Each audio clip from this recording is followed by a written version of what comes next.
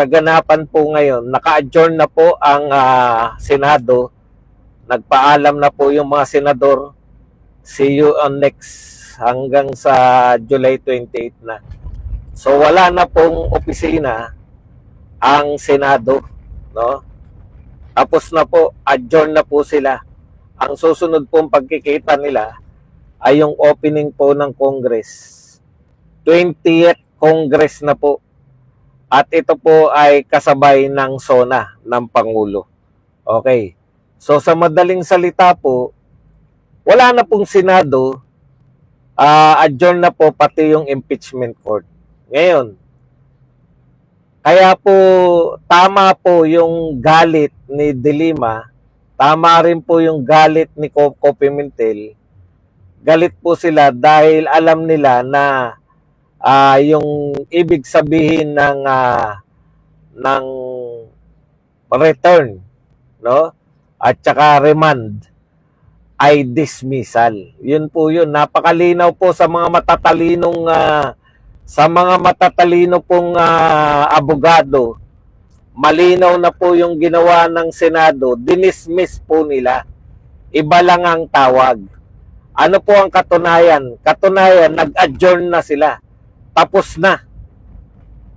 Magkikita na lang po sila sa susunod ng 20th Congress. Nagpaalam na si Chis Escudero. So, ano po yung sinasabi ng mga House of Representatives? Kasi po, talagang ang House of Representatives, ito pong mga ating mga magigiting na congressman, may sarili po silang mundo talaga eh. Di ba? Sa tingin nila ay yung mga Duterte ay kasi sa tingin nila halimbawa po ng sarili nilang mundo. Hindi po sila naniniwala na yung Mindanao ay Duterte country. Kasi marami daw po sa mga taga Mindanao na congressman ay nanalo, no? Yung mga bataan ni Martin Romualdez ay nanalo daw po sa Mindanao. Therefore, hindi mako-consider na Duterte country. Duterte, solid Duterte. Kaya nga po may sariling mundo itong mga to, yung mga congressman. Wala na po sila sa mundo natin. No? Nabubuhay po sila. Yung boss nga nila na binabanatan yung ginawa ng Senado. Para basahin po natin kung ano po yung sinasabi nila. Ito po, no? House of Representatives prosecutor said on Wednesday, kahapon, nag-press con kasi sila, that Philippine Vice President Sara Duterte's impeachment trial could not be stopped despite the Senate sending the case back to them hours after convening as a court. Okay. Hindi na raw po pwedeng pigilan. Prosecutors told an afternoon press briefing that case had complied strictly with the Constitution, adding they would seek clarification over what they called confusing Senate orders. Okay. Dahil nalilito sila, inamin naman nila, confusing Senate orders, ibig sabihin po, dahil nalilito sila, kaya hindi na nila pipigilan, hindi po mapipigilan.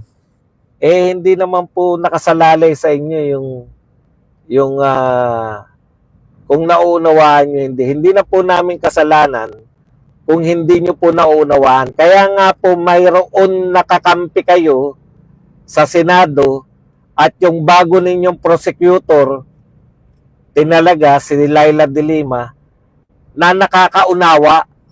Etong ang linaw they would seek, sila po ay maghahanap ng paliwanag sa kanilang confusing Senate order. So sa kanila, confusing. Hindi na po namin kasalanan yung kung nako-confuse kayo. Paano nyo po nasabi na tuloy ang impeachment, confused pala kayo? Di po ba? Samantalang yung mga kakampi nyo, si De Lima at saka si Coco Pimentel, alam nila, hindi sila confused alam nila na dinismiss na. Kaya lang, dahil magaling magpaikot si Cayetano, si Chis Escudero, si Joel Villanueva, kasi po yung mga Duterte, simple lang dismiss. Ayaw nung mga mahilig magpaikot. Bakit po ayaw nila? Ayaw nilang lumabas na kontrabida. Mas gusto nilang pinapaikot yung mga tao. Yan yung pagkakaiba ng mga Duterte. Kung Duterte senators lang ang masusunod, dismiss ang terminong gusto nilang gamitin. Ayaw ng dismiss. Gusto remand. Gusto return. Dine-return po sa inyo. Kaya ito po, na may natatawa-tawa pa kayo na parang kayo pa nanalo, sariling mundo talaga Yan po ang problema ng House of Representatives. May sarili po silang mundo. Sa kanila, panalo po yung mga Marcos dahil nanalo sila. Alam niyo yung pag nanalo sila, panalo rin yung mga Marcos. Talo po yung mga Marcos. Ang sukatan po yung senatorial candidate. Kasi kayo hindi naman kayo, binoto kayo dahil dati na kayong congressman Binoto kayo dahil dati na kayong kakilala. At sa local po, hindi po importante kung ikaw kung ano yung kinaaniban mo dahil lahat naman kayo baliktarin. Baka akala pa nga ng mga yan, Duterte pa rin kayo hanggang ngayon Di ba? Pustahan tayo, hindi nyo binabanata si Duterte dun sa lugar nyo. Habang nangangampanya ba kayo, binabanata nyo si Duterte? Malamang hindi.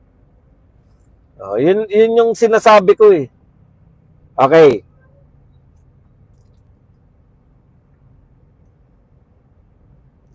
Ito po ang sinabi ni Jerbil. Isa pang may sariling mundo. No one can stop this anymore because jurisdiction has been acquired already by the impeachment court. So wala na raw pong makakapigil sa impeachment dahil in-acquire nila ng impeachment court yung jurisdiction. Ayan. There will be no withdrawal of the impeachment case by the House. That is not allowed by Constitution.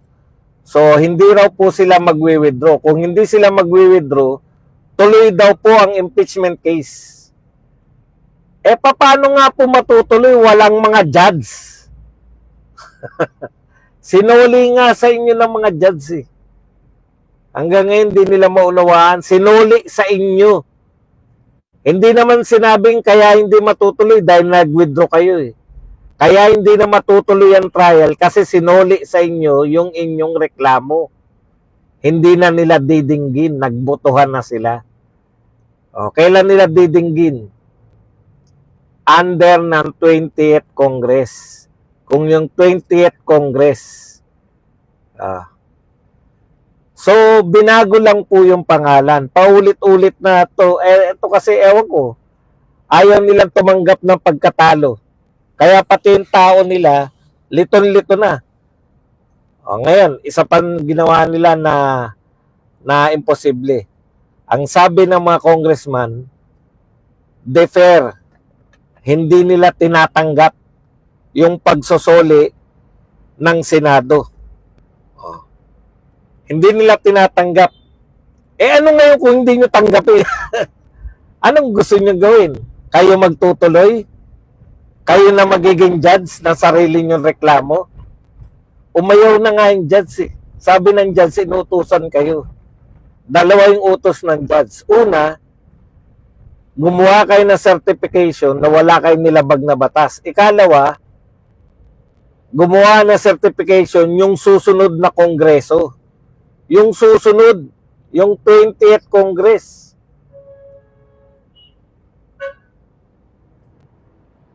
Sila na po, kung gusto ng 20th Congress, sila na po ang magpapatuloy kung gusto nila. Ngayon, tatanggapin ba yan ng 20th Congress ng Senado? Kung gusto rin po ng mga senador ng 20th Congress. So, 20th Congress na po yung usapin, hindi na po kayo. Kahit ba ayaw ninyo. Di ba? Ayaw nyo man o gusto ninyo, hindi na kayo magpapasya dahil wala na pong Wala na po mga judge. Nagbakasyon na po.